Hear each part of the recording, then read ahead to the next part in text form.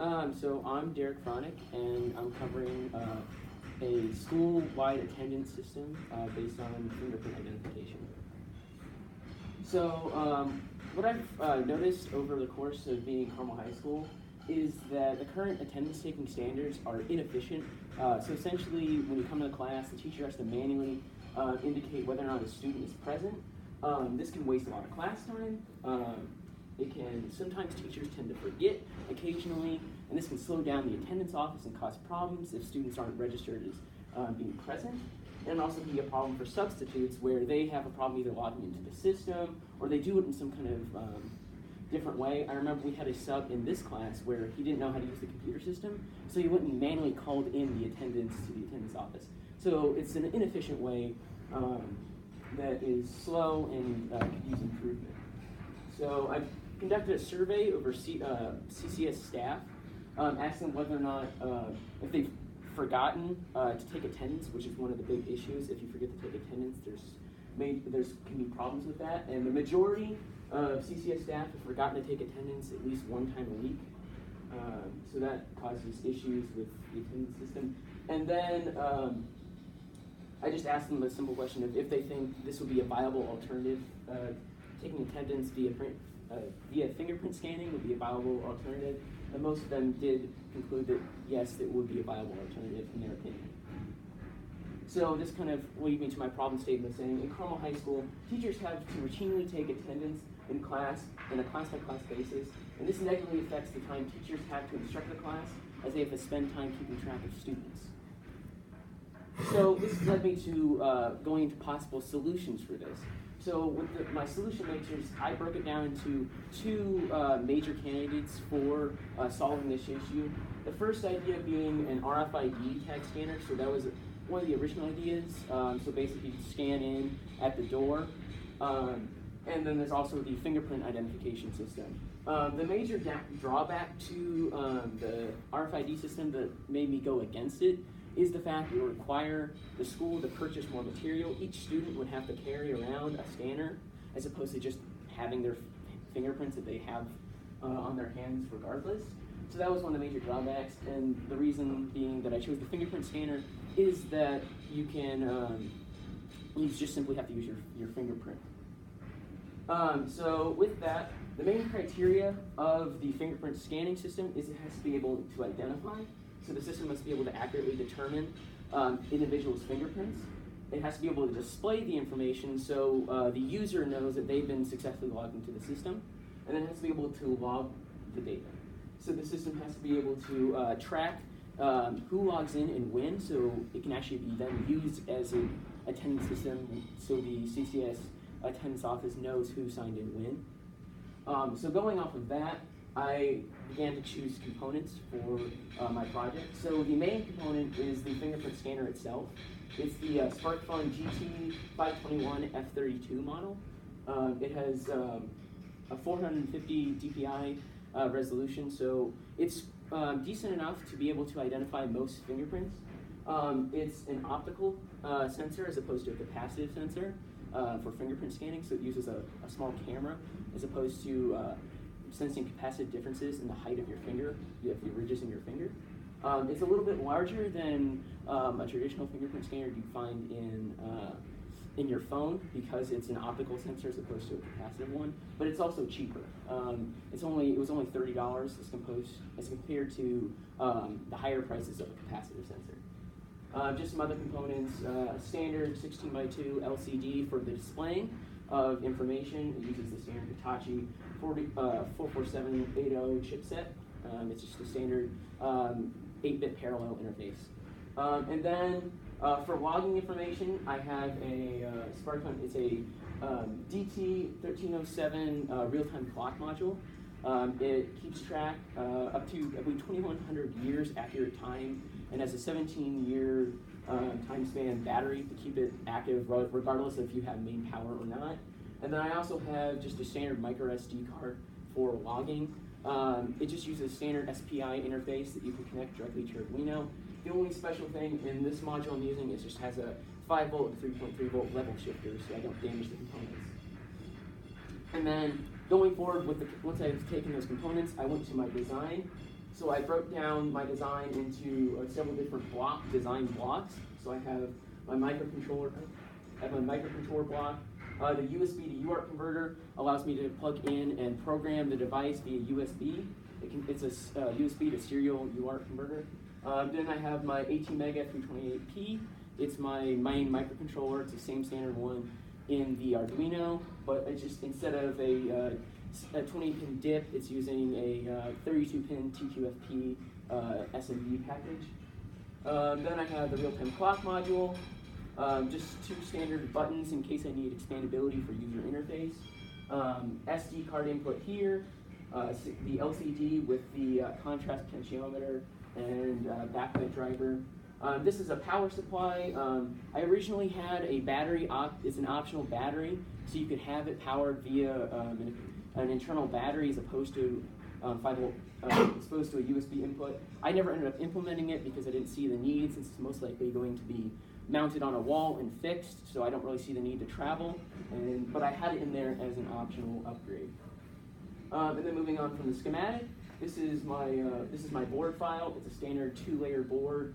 I've mounted all my components. So here, here is the ATmega, the USB UART, and then all the power supply stuff's on the bottom side of the board.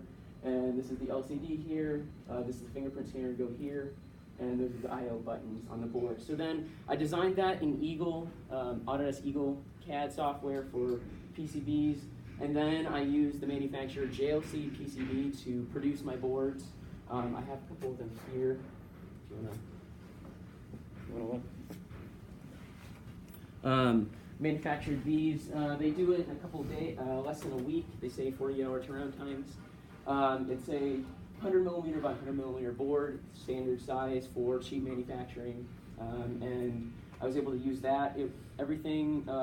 Almost everything worked on the board out of the box. The one thing, I did have a problem where I neglected to connect a power rail to my USB UART converter, so I did have to do some manual soldering to fix that issue. So moving on from the design, I will do a demonstration of the fingerprint scanner. So I have my fingerprint scanner here. Currently, the LCD is displaying the current time and date that's coming directly from the real-time clock module. So you know what time it is when you're logging in, so you know if you're late or not by visual identification. And then you just simply put your fingerprint on.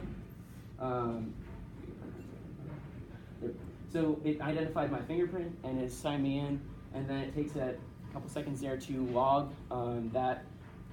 When I logged in the time and date, I logged into the SD card.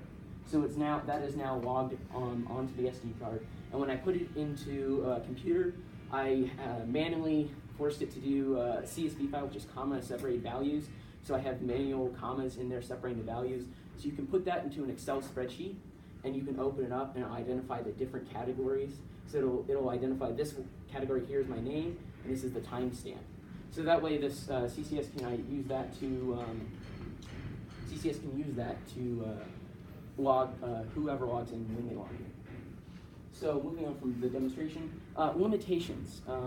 So the main limitations of this system is in my choice in microcontroller. The ATmega 328P has only 2K bytes of RAM available to the system. This is less than 2K bytes with the bootloader that's loaded in, so I have even less than that. The major limitation in that was when programming the device, I was originally using the standard SD card library, and the major issue with that was combined with all the other libraries that I was using in my program, I ran out of active memory, out of RAM to be able to load the program, so it would crash on startup. So that led me into having to change my program library for SD card to a Petit file system, which is a smaller, more condensed SD card library. It had major limitations in file write size, and it was incredibly simplistic, so you had to manually program all the functions yourself. So it caused a lot of headache and a lot of extra time that if I had chosen a microcontroller that had more RAM, I would have been able to successfully do that much easier by just using the standard library. And then another limitation of this project is the optical sensor on the fingerprint scanner. As you saw when I was doing the demonstration, initially when I put my fingerprint on, it said fingerprint unverified. I've noticed with my own fingerprints, sometimes it has difficulty identifying what fingerprint it is. With some of the other samples I've used, it identifies them no problem, but I don't have a large enough sample size to determine whether or not that's a widespread issue, or it's maybe I've just ground down my fingerprints and it doesn't sense it well enough. So capacitive sensors are a more effective method. They're more accurate as opposed to optical, and that was one of the major limitations at times where I was unable to identify my own fingerprint. So that's one of the two major limitations to this project. And then going into the future, expanding this project, one of the major things I would expand it to would be definitely a processor that has more available system memory, possibly an ARM Cortex or some kind of higher end processor that can do more with it.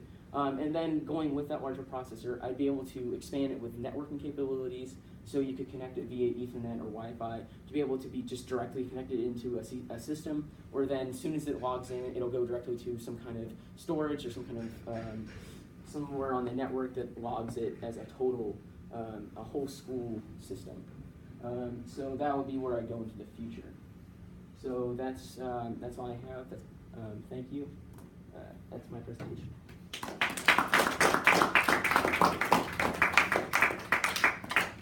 Questions? Yeah. So what if I went out there and scanned my finger?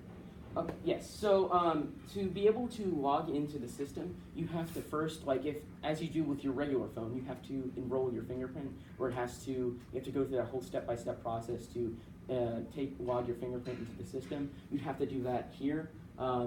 One of the actual limitations of the limited amount of memory I have in the system is I was not able to include an enrollment sketch into the main program, so you have to upload a separate sketch to log everyone on. So what you'd have to do is you'd have to do an initial wave where everyone in the class would first enroll their fingerprint, and then after that you'd upload the main sketch, and it would have everything stored into the program, and then everyone would be able to log in. So you have to enroll first, and then after that you're all good.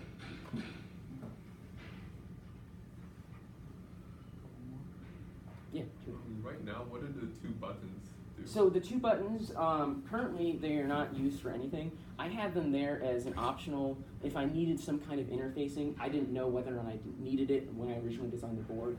So I added some expansion possibilities in the event of I needed that some kind of user interface. It was there, but currently it's not used for anything.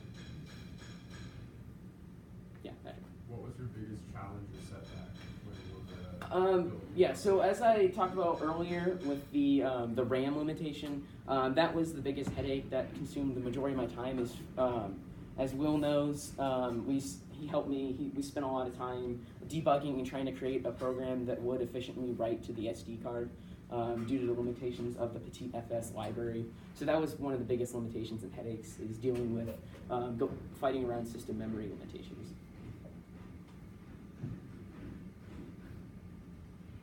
Yeah, Jack. Is there a way to read the SD card? Just like straight from, like how would you read it? What you do, actually I can show you. What you do is, I have to go get my micro SD card reader. One sec, sorry.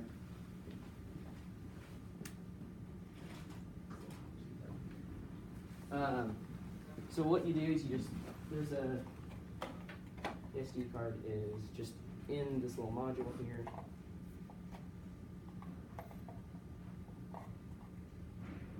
So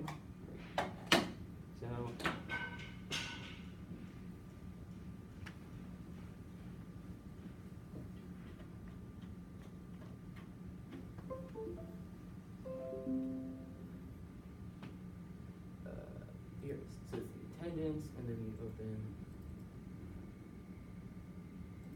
Nice. Foreign language. Negative. Why did you not give me trouble? Because it'll Should be the Unicode settings on the computer, not the code. Yeah, because it'll open on Notepad++. Here, I'll just open on my own laptop. Unfortunately, I apologize. Because it'll sometimes work. My bad. It's fine.